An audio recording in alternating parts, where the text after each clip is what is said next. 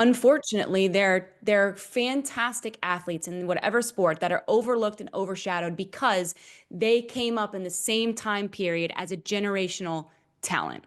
And Yeah. unfortunately, for some of these drivers, they just happen to be in the era with Max Verstappen, right? This unicorn. I mean, you could think about like Tom Brady, you could think of Kobe Bryant, Michael Jordan, LeBron James, whatever the sport may be. Like, there were great quarterbacks during Tom Brady's stint in the NFL for 20 years, but you didn't really get to hear much about him because we were so focused on Tom Brady's greatness. And you could say that for so many different sports. I think it's sometimes unfortunate that a lot of these drivers have been on the grid with Max Verstappen and then previous to that, Lewis Hamilton. So you can't blame a team principal for if there's any sliver of hope that you could sign somebody like Max Verstappen, you would certainly do it, right?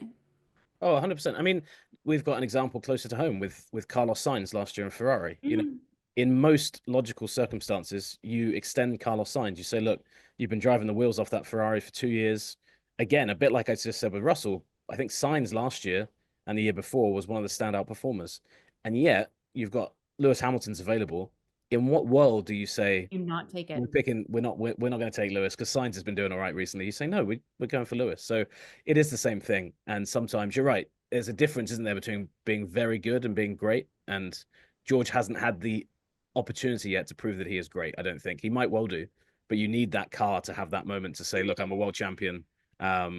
And obviously, Mhm. Max has shown us above and beyond that. I mean, he's possibly the most special talent we've seen in modern times.